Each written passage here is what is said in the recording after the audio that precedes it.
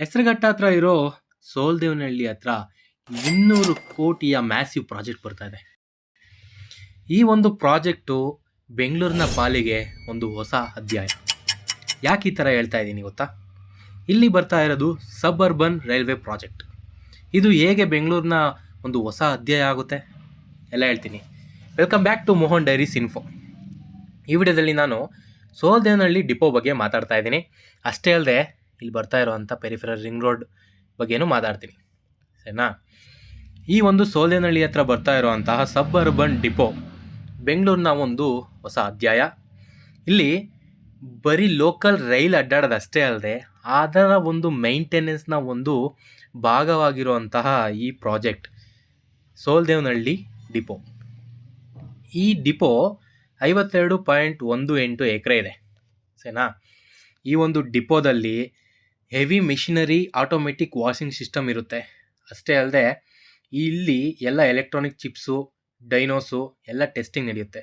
Solar power generation system ಕೂಡ ಇಲ್ಲಿರುತ್ತೆ.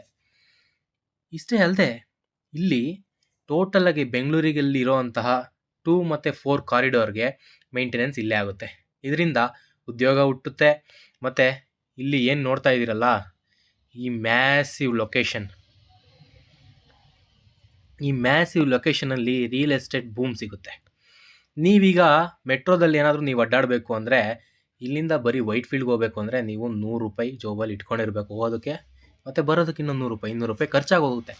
ಆದರೆ local train ಅಥವಾ ಸಬರ್ಬನ್ ರೈಲ್ ಆದರೆ ನೀವು ಬರೀ ಒಂದು 30ರಿಂದ 40 ರೂಪಾಯಿ, ಇನ್ನೂ ಕಮ್ಮಿನೇ, ಬರೀ 20ರಿಂದ 30 ರೂಪಾಯಿ ಅಷ್ಟರಲ್ಲಿ ಇಡೀ ಬೆಂಗಳೂರನ್ನೇ ಒಂದು ರೌಂಡ್ ಹಾಕಿ ಬರ್ಬೋದು, ಸರಿನಾ?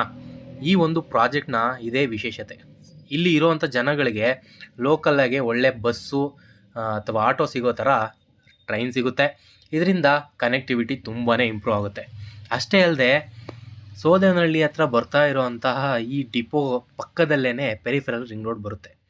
ನೀವು ನೋಡ್ಬೋದು, ಇದೇ ಪೆರಿಫೆರಲ್ ರಿಂಗ್ ರೋಡ್, ಸರಿನಾ? ಈ ಒಂದು ಫೈಲ್ನ ನಾನೇ ಮರ್ಜ್ ಮಾಡಿರೋ ಅಂಥದ್ದು, ಸರಿನಾ?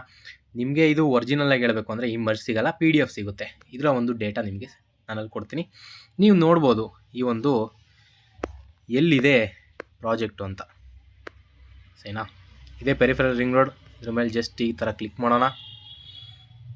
ಕ್ಲಿಕ್ ಮಾಡಾದ್ಮೇಲೆ ನೀವು ನೋಡ್ಬೋದು